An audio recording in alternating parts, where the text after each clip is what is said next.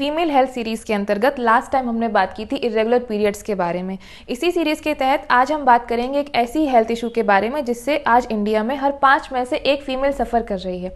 वो है पीसीओडी या पीसीओएस। नमस्कार, मेरा नाम है डॉक्टर आयुषी त्रिपाठी और आज हम बात करेंगे कि एक्चुअल में पीसीओएस या पीसीओडी है क्या इसके सिम्टम्स हैं, कैसे आप जानें कि आप इससे सफ़र कर रही हैं या नहीं।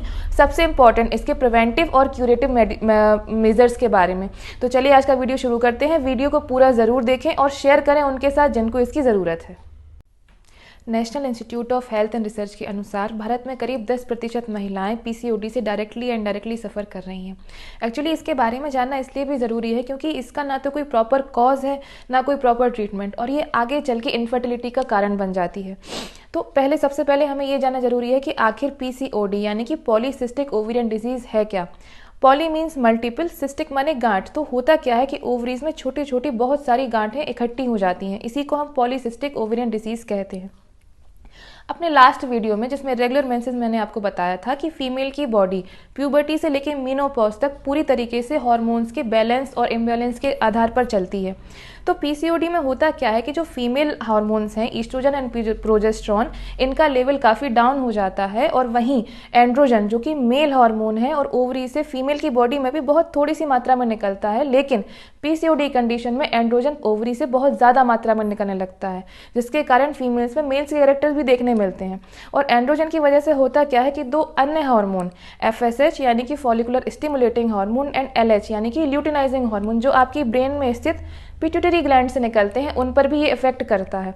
तो होता क्या है कि एफएसएच और एलएच जब अपना काम पूरी तरीके से ओवरी पर नहीं कर पाते हैं, तो ओवरी में जो आप जानते हैं कि 14th डे पे ओव्यूलेशन होता है जिसमें एक ओवम निकलता है मैच्योर होके।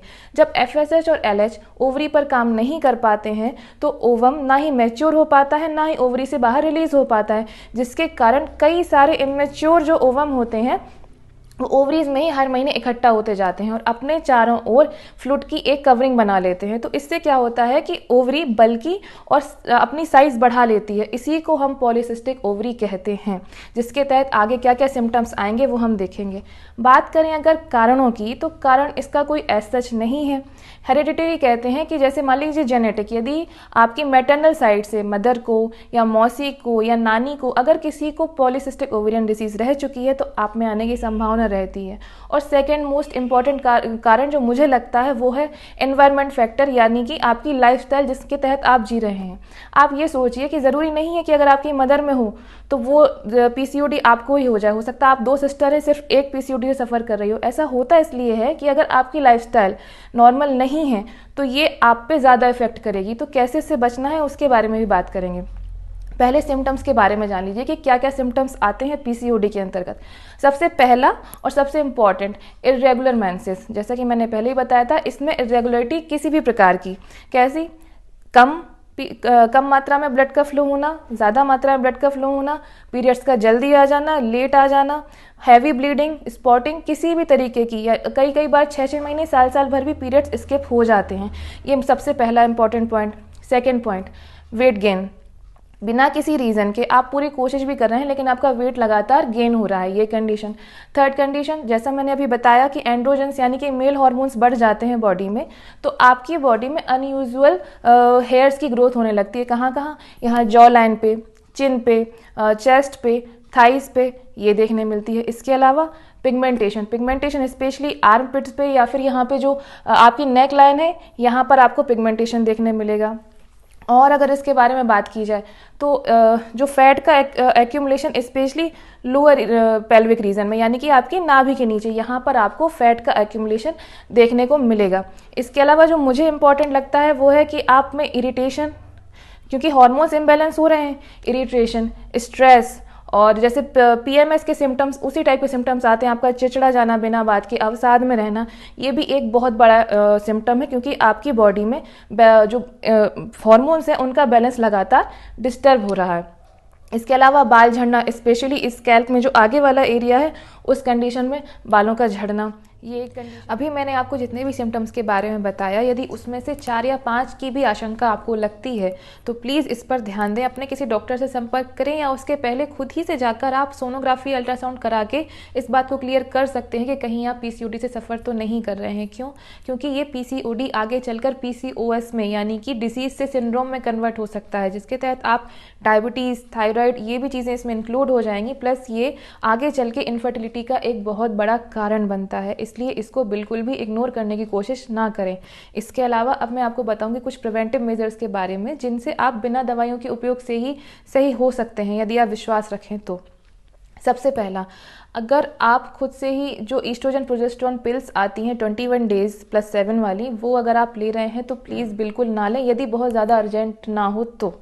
इनके अलावा जो मैं आपको बता रही हूँ उन पे ध्यान दें, ये पिल्स लॉन्ग टर्म में कई बार नुकसानदायक हो सकती हैं। ठीक है, आपको करना क्या है, सबसे पहले तो आप खुद को टाइम दें। आपको एटलीस्ट 30 मिनट्स निकालने हैं एक्सरसाइज के लिए, और exercise should be mainly focused on your lower pelvic region. इसमें आप क्या कर सकते हैं, आप लाइट स्क्वाट्स कर सकते हैं, प्लैंक कर सकते हैं। अगर योगा की तरफ जाएं तो आप वज्रासन कीजिए, जो बटरफ्लाई पोज होता है वो इसी के ऊपर वर्क करता है, तो आप वो कीजिए। आप सूर्य नमस्कार कीजिए और साथ ही साथ प्राणायाम कीजिए। आपको अपने लिए 30 मिनट निकालने ही पड़ेंगे यदि आप अपनी हेल्थ बेटर करना चाहते हैं तो। इसके अलावा और क्या करना है आपको, अपनी डाइट में यदि आप वेजिटेरियन हैं तो विटामिन B12 और ओमेगा 3 की कमी होती है, तो आपको अपनी डाइट में विटामिन B12 को इंक्लूड करने के लिए फर्मेंटेड फूड्स, यानी कि आप उसमें दही ले सकते हैं, इडली ले सकते हैं, ऐसी चीज़ें जो फर्मेंट करके बनाई जाती हैं उनको इंक्लूड करें। स्प्राउट्स को लें, साथ ही साथ डेयरी प्रोडक्ट्स इंक्रीज़ करें। डेयरी प्रोडक्ट्स में आप घी, दूध, दही, इन चीज़ों को ज़्यादा इंक्लूड करें। इसके अलावा आपको अपनी डाइट में फाइबर्स को इंक्रीज़ करना है। फाइबर्स में आप सीजनल फ्रूट्स ज़रूर इंक्लूड करें अपनी डाइट में, या आप जानते हैं जिसमें सब सारी चीज़ें यहीं आ जाती हैं, चाहे पालक हो, चाहे गाजर हो, जितनी भी फाइबरस चीज़ें हैं आपको अपनी मतलब जो भी आप मील लें उसमें आपको 1/3 पोर्शन में इसको इंक्लूड करना ही करना है। इसके अलावा आप खाते किस चीज़ में है वो भी डिपेंड करता है। ये मैं बेसिक सी चीज़ें आपको बता रही हूँ क्योंकि ये जनरली होता है कि जो लड़कियाँ बाहर रहती हैं वो प्लास्टिक की चीज़ें यूज़ करती हैं, कि प्लास्टिक की बॉटल, प्लास्टिक का लंच बॉक्स। ये आपको नहीं पता, प्लास्टिक से के संपर्क में जब गर्म खाना आता है तो उससे एक टॉक्सिन निकलता है जो ईस्ट्रोजन को मिमिक करता है, और वो हमारी बॉडी के नॉर्मल ईस्ट्रोजन को अफेक्ट करता है, जिसकी वजह से इम्बैलेंस होने की संभावना बहुत ज़्यादा होती है। तो आप क्या करें, या तो आप कांच पॉसिबल ना हो तो आप स्टेनलेस स्टील के टिफ़िन बॉक्स या फिर बॉटल यूज़ करें। ये बहुत ज़रूरी है। सुनने में नॉर्मल लगती हैं ये चीज़ें, लेकिन ये लॉन्ग टर्म में इनका इफेक्ट क्या हो सकता है आप सोच भी नहीं सकते। इसके अलावा दूसरी चीज़, आप अपनी बायोलॉजिकल क्लॉक को नॉर्मल कीजिए। कैसे?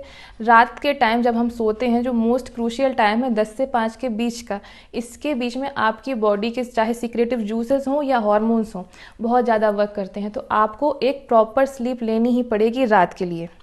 ये आप बिल्कुल ध्यान दीजिए कि आप कम से कम 7 से 8 मिनिमम नींद लें, ये आपके लिए बहुत ज़रूरी है। अगर ये चीज़ें आप फॉलो करती हैं अपने डेली रूटीन में, इतना ज़्यादा टफ भी नहीं है, ये नॉर्मल सी चीज़ें हैं, छोटे छोटे चेंज हैं, अगर आप करती हैं तो आपको इनका इफेक्ट बहुत जल्दी मिलेगा। एक इंटरेस्टिंग फैक्ट मैं आपको बताना चाहूँगी, जब मैं पीसीओडी के बारे में सर्च कर रही थी या इसके बारे में जान रही थी तो आयुर्वेदा में एक बहुत अच्छी चीज़ विथ एविडेंस मुझको देखने मिली, मैं आपसे शेयर करना चाहूँगी। आयुर्वेद में जो चंद्रमा है यानी मून, उसको फीमेल सिनोनिम कहा गया है, यानी कि उसकी तुलना फीमेल से की गई है, और साथ ही जो उसकी 28 दिन की साइकिल है वो रिसेंबल करती है फीमेल की रिप्रोडक्टिव साइकिल को। तो उसमें ये कहा गया है कि एक फीमेल के लिए मून लाइट बहुत ज़्यादा इंपॉर्टेंट है। मून लाइट में आप मिनिमम 10 से 15 मिनट ज़रूर बिताएं, ये आपके लिए बहुत अच्छा इफेक्ट करेगी, और ये एविडेंस है कि इससे कई लोग ठीक होते हैं, स्पेशली पीसीओडी में। ये मैं नहीं कह रही, आप खुद जाके सर्च कीजिए, यदि आपका कोई फ्रेंड आयुर्वेद से रिलेटेड है तो उससे पूछिए, ये बिल्कुल फैक्ट है। और साथ में एक चीज़ और भी उसमें दी गई है कि यदि कोई फीमेल अगर किसी पीरियड्स या मेंस्ट्रुअल प्रॉब्लम से सफ़र कर रही है, प्लस अगर वो अपनी हेल्थ को लेकर नेगेटिव है, तो आप उससे थोड़ी दूरी बना के रखिए। इसका कोई रीज़न समझ में नहीं आता है, लेकिन ये चीज़ें होती हैं। आप भी गौर कीजिएगा, जब आप किसी अपनी रूममेट के साथ रहती हैं, 6 महीने बाद आपका और उसका पीरियड का टाइमिंग सेम हो जाता है। मदर और डॉटर का पीरियड का टाइम लगभग सेम चलता है। आपको इसका कोई सॉलिड रीज़न पता नहीं चलेगा, लेकिन ये लिखा हुआ है कि ये चीज़ें दो फीमेल्स को आपस में बहुत ज़्यादा मतलब अफेक्ट करती हैं। तो आपको इस बात का ध्यान रखना है कि अगर कोई फीमेल बीमार है प्लस इसके साथ नेगेटिव है अपनी हेल्थ को लेकर, कि थोड़ी सी दूरी आप उससे बनाए रखें। अगर बात करें होम्योपैथी की, दो मेडिसिन इस कंडीशन में बहुत अच्छा वर्क करती हैं। एक है CPR-30 एंड एपिस-30। अगर आपको PCOD की प्रॉब्लम है, साथ ही साथ मेंसेस इरेगुलर हैं, हार्मोन्स में इम्बैलेंस चल रहा है, साथ ही ड्रैगिंग डाउन पेन अगर आपको होता है यानी कि पेल्विक में नीचे साइड, तो ये दो मेडिसिन आपके लिए बहुत अच्छा वर्क करती हैं। दो बूंद direct on tongue 3 times a day आपके लिए बहुत अच्छा वर्क कर सकती हैं। इसके अलावा जैसे मैंने आपको पहले ही बताया कि होम्योपैथी इंडिविजुअलिटी पे वर्क करती है, ये जनरल में आपको बता सकती हूँ, लेकिन इंडिविजुअलिटी के आधार पर अगर देखा जाए तो नेट्रम्योर 200 आपको तब दी जाएगी जब आपको PCOD के साथ हेयर फॉल हो। थायराइडिनम 200 आपकी मेडिसिन तब है जब आपको PCOD के साथ थायराइड की प्रॉब्लम भी हो। कैलकेरिया कार्ब तब आपकी मेडिसिन है जब इनफर्टिलिटी के साथ आपको PCOD हो। तो यानी आप समझ सकते होंगे कि हर पेशेंट की मेडिसिन अलग अलग है। पल्सेटिल्ला आपको तब दी जाएगी जब आपको PMS, एक्ने, आपको PCOD के साथ हो। तो इस तरह अलग अलग पेशेंट की मेडिसिन होम्योपैथी में अलग अलग होती है, इसलिए आप किसी होम्योपैथिक डॉक्टर से ज़रूर संपर्क करें।